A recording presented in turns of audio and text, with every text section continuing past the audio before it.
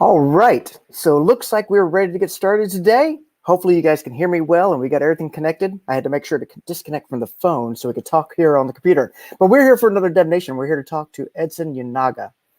All right, so Edson Yanaga is going to walk us through Java, specifically a Java topic, and we're going to be talking about revisiting effective Java. So this is hardcore Java talk. He's going to be doing a lot of live coding. We hope the screen share is going to be working. So Edson, at this point, we're going to turn it over to you.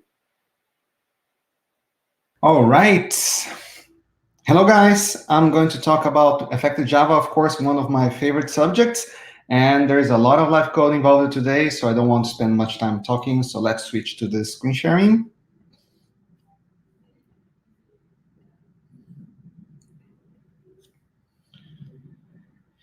Yes, I hope you can see my slides. So yes, I'm Edson Yanaga. My Twitter handle is @Yanaga. Fun facts about me: I'm a Brazilian Japanese. I'm also a Java champion, a Microsoft MVP, and the DevConf rockstar.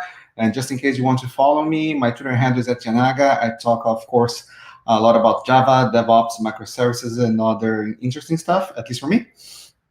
So let's go to the subject. Well, I don't know how many of you have read previous editions of the Effective Java, but recently Joshua Bloch released the third edition of the Effective Java, covering the things that have changed since Java 6. So if you want to know more about lambdas or even modules or something like that, you need to read the latest version of the book.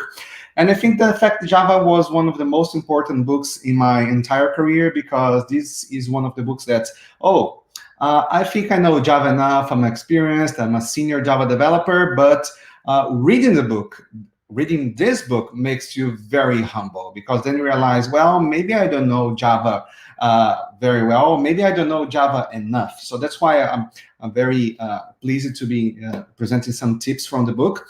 And the goal of this talk is not, of course, to present you everything about the book. I'm just going to pick some of the tips of the book and then maybe introduce some of my own tips, but this is an introductory talk, and this is just to encourage you to read the book, because I think it's great content for you to be able to call yourself a senior Java developer. I really believe that you should be practicing most of the tips that are available in the book.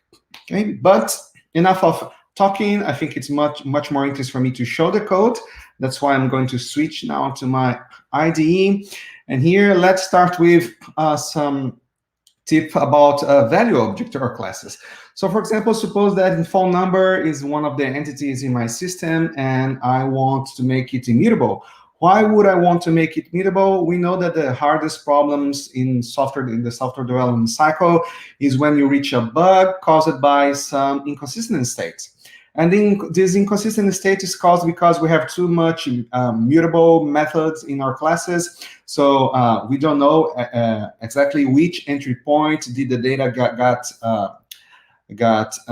where the wrong data got into our classes. And one of the nice ways for us to try to minimize this problem is to try to make our classes immutable. I know that for most of the Java frameworks, it's impossible to make everything immutable, but it doesn't prevent us from trying to be as immutable as possible. So how can we do that? Of course, I could say that to make a class immutable, I could just say for the phone number, I could area code and a private int number. If I did these both, I could say, well, if they both are final, maybe then my class is immutable. So if the fields are final, then maybe I need a constructor. But this class is not immutable because I can still subclass that and access the fields. So one of ways for me to prevent that is to declare the class as final. But if you really want to make this class immutable, you just declare that as a private constructor, right? Because even if you subclass that, you won't be able to instantiate that. You're hiding the information here. So now my class is immutable. And if I want to have a nice way to be able to create instances of this class, instead of using a constructor, my favorite way is using a static factor method. So if I do this, a public static phone number of, for example, and I say area code into number. Oops, nice typo here. I could say return new phone number, area code, number. And why would I do that? You know that whenever one of the things I don't like in Java is this constructor syntax, because every time you want to instantiate a new object, you have to type, like, for example, this new phone number. And one of the downsides of using constructor is that you need to know exactly the type that you want to instantiate when you're typing your code. So, for example, if I want a phone number, even if phone number would implement an interface, I would need to know that phone number is the concrete class that I want to implement, and I would need to type phone number, new phone number. But what if, instead of doing that, we could delegate to a method this knowledge about which type should I instantiate? And that's one of the reasons why we're choosing a factory method. Another benefit of using factory methods is that factory methods have a name, and constructors, you can give a meaningful name, for example. For instance, off, but if I knew that every time I'm calling this method off, I'm creating a new instance of phone number, I could call this method new instance. But since I want to have some flexibility, I'm just going to type off here and delegate this kind of knowledge to my internal implementation. Suppose that phone number has some very complicated computations whenever trying to create a new object, and if I want to optimize that, so instead of creating a new instance every time, I could, for example, implement the flywave pattern. So if I could here, well, if I could implement an internal cache, like, for example, an internal hash map. So every time I receive the same arguments for area code and number, instead of creating a new instance of the object, I would always return the same instance of the object, which is already cached. So it prevents me from executing the same expensive computation every single time. It also might save memory, because if you're reusing the same values over and over again, you just have one instance in memory. And if I always have one instance in memory, another benefit of that is that if you want to compare separate instances, you can use the equals operator instead of the equals method in Java, which makes your operations much faster. So one of the reasons for you to use the factory method is, well, maybe I can use a flywave design pattern. And another benefit of that is that you don't need to always return the same type of object. For example, suppose that phone number you would later specialize this class into international phone number and local phone number, but you want to keep the same class. So if I created this, I could say, well, if the area code here is greater than 1,000, then return new international phone number, which would be a subclass of this particular class. And I would have this flexibility of returning like subclasses of this phone number if I use a factor method. Or else, well, later if you are using constructors and later you decide to specialize your class into subclasses, you would need to go through your source code and check every time somebody's typing new phone number. Well, in this particular case, do I need a phone number, or do I need an international phone number, or do I need a local phone number? So if you're using a factor method, you can delegate object creation to this method. So everywhere else in your code base, you can just change here, and you don't need to change anywhere else if you want to add this kind of business logic to your code. So that's some of the things that you can do if you're using factor method. Also, one of the nice things that you learn when you're using effective Java is that you should fail fast. You should check in the values of the consistency of your internal state whenever you're creating an object and not when you're using that. Remember how many times we had that null pointer exception at runtime because, oh, this value was never supposed to be null, but yet it is, and we have no idea how it came to this inconsistent state. But if our classes are immutable and we're checking the internal state whenever we're constructing the object, we'll never reach the inconsistent state in production. So one of the things that I could do here, I'm using, well, check argument and say the area code needs to be greater than 100.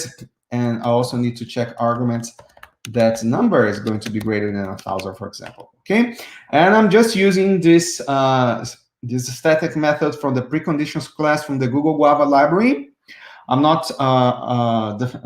saying that you should use that, for example, Google Guava, but if you look at the source code, it's just if not expression, throw new illegal argument exception, which is the proper exception to be thrown if you receive an illegal argument. So you see, you could be creating this library yourself if you don't want to add a dependency of Google Guava to your project. So I think this is a nice tip and approach. Okay. So what else can we do with this phone number? Whenever you're creating a value object, you should be also implementing equals and hash code.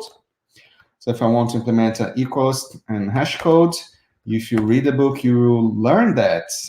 One nice implementation of this could be, for example, if object instance of phone number, then return, I can say phone number other receives object, and I have a cast, then I can say return objects, which is a method that was introduced in Java 7. This dot area code, other dot area codes, and objects dot equals this dot number, other dot number. Okay. Or else return false. So this is a very nice implementation. It should be correct. And also I need to implement hash code. A nice way for you to get the hash code of the object is, again, this method was provided for us in Java 7. I get this dot area code, this dot number. These are very nice implementations if you don't care about performance. And what's the issue here? You know, object.equals, this method receives as a parameter an object. And we know that area code and number are primitives. So whenever I'm doing this, I'm using boxing to generate an integer instance, and then boxing and unboxing, they are very expensive operations. So this is not optimized. So if you know that this area code is a primitive type, instead of typing object.equals, you should be using this dot area code equals other code. And here I'll keep it this way just for you to know the difference. So if it's a primitive, you should be using the equals operator, or else you can use object.equals because they handle the special and complicated cases where, well, first can be new, the second can be new, both can be null. So if you're using object equals, it also has this logic, this tricky logic inside this method already implemented, and it's already on the JDK, inside the JDK, so you don't have to worry about it or not. So object.hash, again, this is a nice implementation of hash code if you don't care about performance. What are the issues here? You have two issues. First, area code and number are primitive types, and here I'm receiving an var of objects, so I have to box the arguments to be able to make the computation, and I'm using a var. What is the issue here? Array creation is a very expensive operation in Java, so every time I'm using a var, I have to create this array. So maybe here you could be creating, if you go to you could be using your IDE, for example, to be creating your own implementation of the hash code, or you could go look at the book and implement, Joshua Bloch suggests you as one nice implementation of hash code. So it's up to you, which one do you want to make, which implementation you want. But if you wanted to optimize this further, if I know that my class is immutable, so internal values will never change, and I want to implement the hash code because the hash code will never change over time, I can just assign here, well, maybe I could refactor this and extract fields. So I could say this, oops, what went wrong? I could say private final int hash, and this hash could be here. Hash receives, and I just copy paste here this code. Hash and return hash. So that's another optimization because, well, I'm only computing the hash code only once and just reusing every other time. Another optimization that you might use here for the equals method is that if you want to further optimize, you know that you're always comparing this instance to itself over collections, for example, you can just type this, if object equals to this, return true. Another very cheap optimization if you're using the equals methods. So what else can we do in this phone number class? Maybe we can implement the toString methods. And the toString method, one nice implementation that you can use. And what is the purpose of the toString method? Over time, people thought that, well, the toString method, maybe it should produce, like, for example, business strings. But actually, the toString method is something that is useful for the developer. Suppose, for example, that you're debugging, or if you have a log statement, and if you want to print some useful information for you as a developer, well, that's what the toString method is worth for. So one nice implementation, in this case, I'm using Google Guava's implementation, but of course you have like many other helpers for you. I'm going to use the more objects and toString helper. Then if I add here, for example, area code, add number, and here I have number and toString. This would be a nice implementation of the toString method. And how does it look? Well, let me show here. I have phone number off. I'm going to say 999, 123, 123. And this one, I want to print it. So let's try to run it.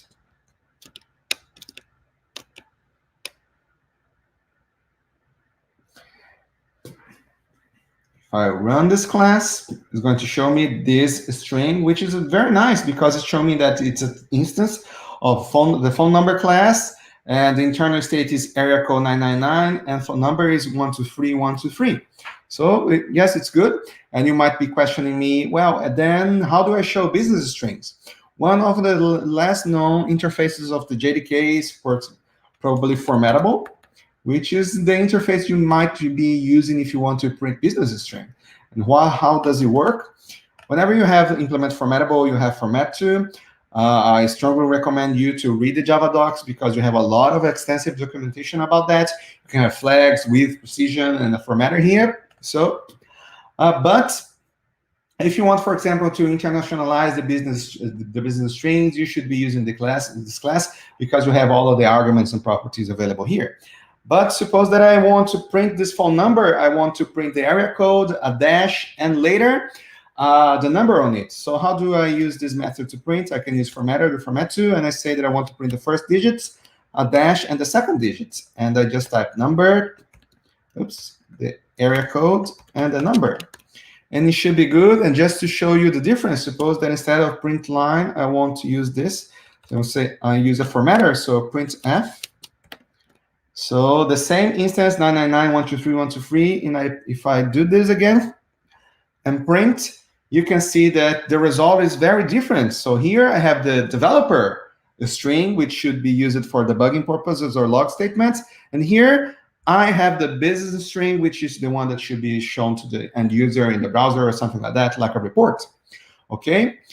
And what else do I need to do? Whenever you're using your internal state to compose a string to outside, for example, this business string 999-123-123 is going to be shown up to the user. So the user knows that there is a difference, like I clearly have an area code and a number. Whenever you're showing this difference in any string, you also need to provide a getter for these properties in your class. So in this case, I don't like providing getters for everything. I think you should carefully think about the getters that are shown in your code. But in this case, they are required because I have a string that is using them separately. And why is that?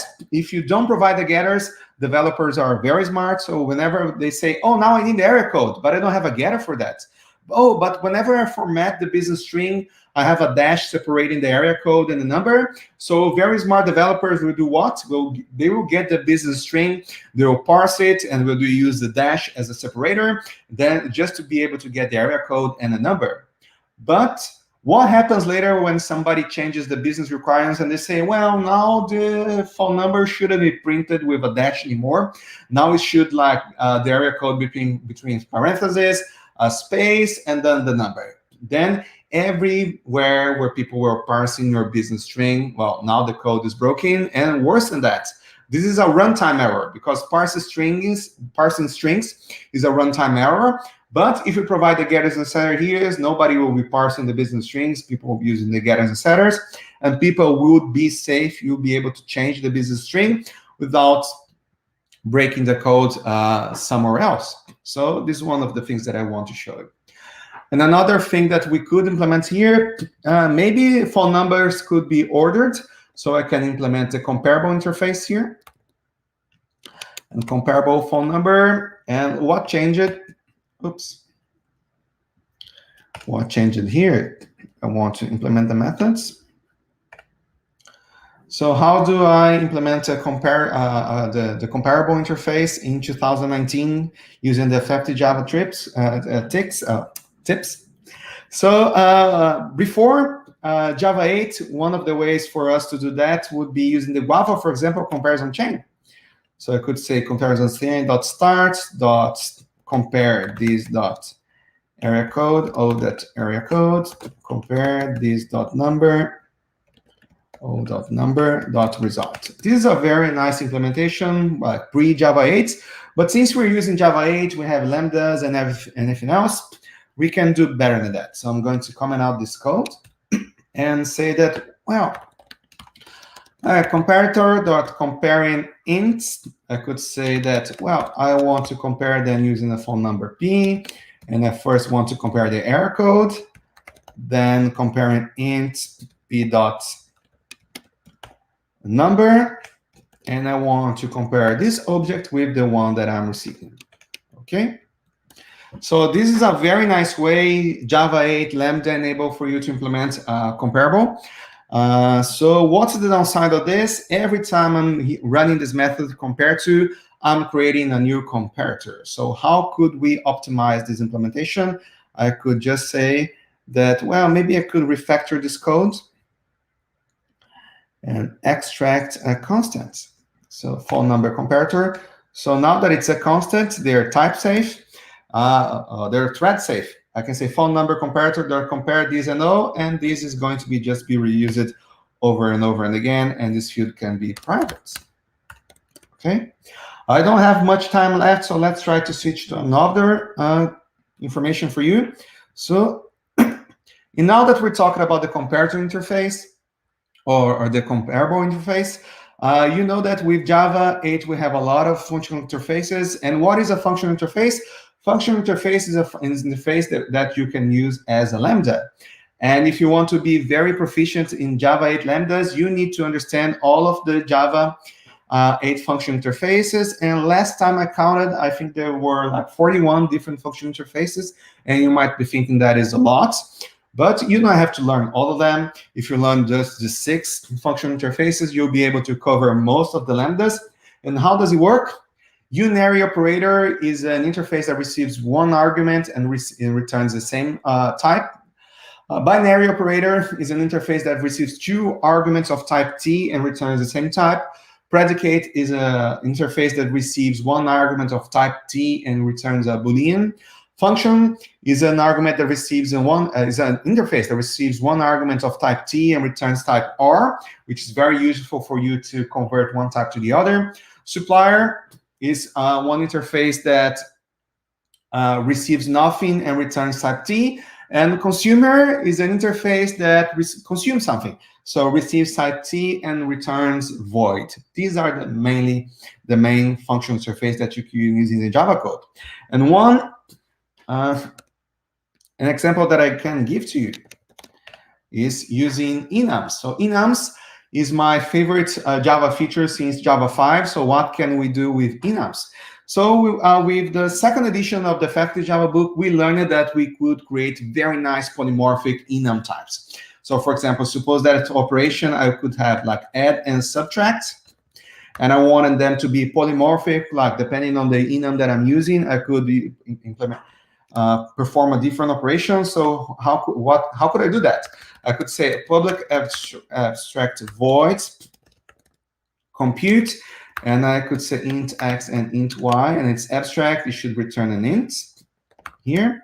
And before Java 8, I would need to do this. Maybe I need to implement compute on add and compute here on subtract, and here I could say x plus y, and here I could say x minus y. So we'll have polymorphic operations between each one of the enums. But thanks to Java 8, I don't need to implement this ugly code. Now I consider it ugly, but before, back in Java 5, it used to be one of the most beautiful implementations that could have ever in Java code. Actually, I remember the day I learned about this feature in the Effective Java book. It was like a weekend, Monday morning. I just was so anxious to be able to go to the office and show off to my colleagues, oh, look what I know to do in Java, and show this. Everybody simply is like amazed. But this is the pre-Java 8 way of doing this kind of polymorphic operation. What else can we do if you're using Java 8? With Java 8, maybe I don't need, this method doesn't need to be abstract. I could instead declare a field. Final int binary operator. And since a final field, I need a constructor. And since I have a constructor, I can say, well, return operator apply X and Y.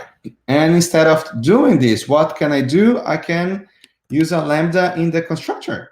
So what I'm doing here, I need just to pass a lambda here, which maps to a binary operator. So this binary operator receives two arguments, X and Y. And if it's an add operation, it's going to be X plus Y. And if it's a subtract operation, then I can just do this, X minus Y.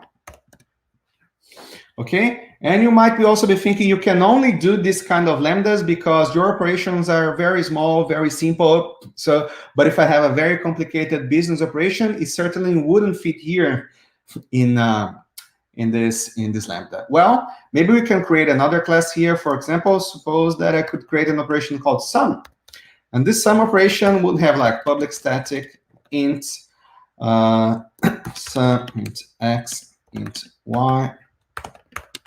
Return X plus Y, but since it's a business operation, it's very complicated, so I will have a lot of different statements here, and they would be very complicated, so lots of methods of business application logic here, but it still receives an int and two ints, X and Y, and returns an int. So this is a very complicated business operation. If I go back here, instead of doing this lambda, I could just call that method here. But I can do that better than that. I can use a method handle. I can say, well, this operation adds going to sum, and it's going to use this operation here, which is a method handle, which leads us to the last subject of this talk, which are method handles and or method references. So method references. This is an interesting information. Whenever you, not whenever, but most of the times, whenever you're using a lambda, there's a shortcut for you to use a method reference if you just call in a method in a class or an instance. And as a curious fact, in Java 8+, you have 5 different types of method references. And which are these these types? First of all, you have a bounded. You have like, let me get the simpler one. You have a static method reference. For example, here, I need to get a function that gets a string and returns an integer.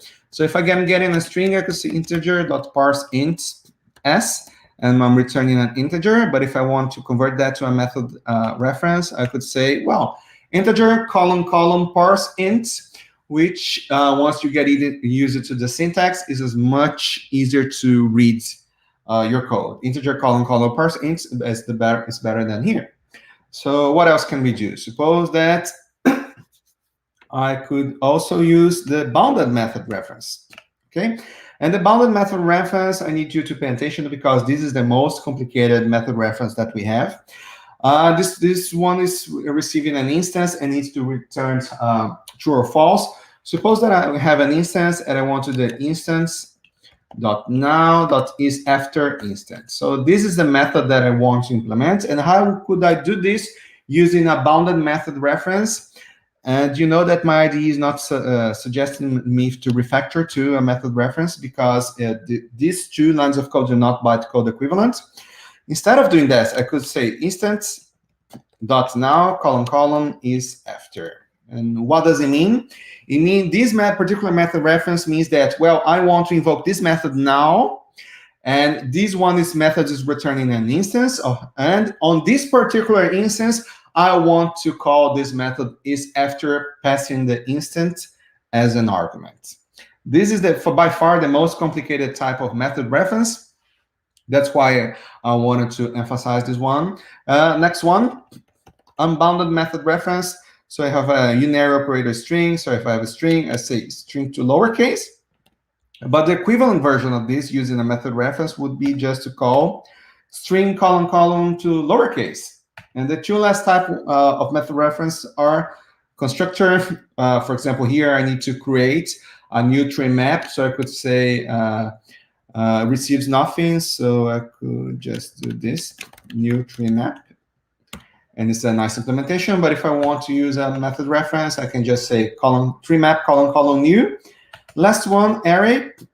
This one is receives a function which has an integer as an argument and return as an array of int. So how do I do? I receive an integer, and I want to return a new int of I. The same thing as a method reference, we'll use int, brackets, colon, new, which is the method reference for, well, the array construction. Okay, and this is just the tip of the iceberg. Effective has a lot of different tips, and I'm sorry if today I had to rush because I only have like 30 minutes. But if you Google this, my name and this subject on the internet, I have like a 3-hour-long version of this talk where I discuss like which are better pace and much more tips which you'll be able to learn from. And Burr, I guess that's what I had to show for now.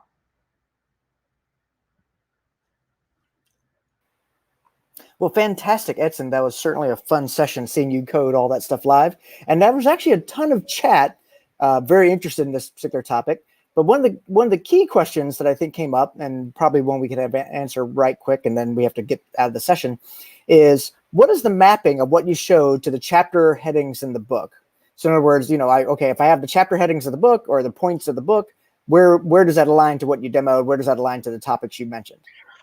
Oh, right. If you go, I think I shared the slide deck link here on the chat, but if not, we can send later too. In the slide deck, I have the tips and the section of the book, so you can follow up. Some of the tips I introduced myself, but the ones that I'm used, that are referenced in the book, they're available on the slide decks. So whenever I'm talking on the slide decks, I'm saying like constructor, factor methods, I have a number in front of it. That number is the number of the section on the 3rd edition of the book. Okay. All right. Well, that's very good. And we are out of time today. I thank you so much for all your efforts. But to make sure everyone here understands, we unfortunately keep these sessions very short so people can watch the video and kind of join us live. And then we can get some Q&A in when we can. But otherwise, and there's actually another great question we'll just go ahead and make a point of. Do you have any of this code out there in GitHub at all where people can just look at the results? Yes, and if you follow me on Twitter @Yanaga, I'll be posting the slide decks and the GitHub repo, so you can check the code later. Okay, that's fantastic. So on Twitter, you can find Edson. And then thank you all for your time today. Edson, thank you so much. It was a fantastic session. I really love the deep dive into a Java-specific topic. Thank you.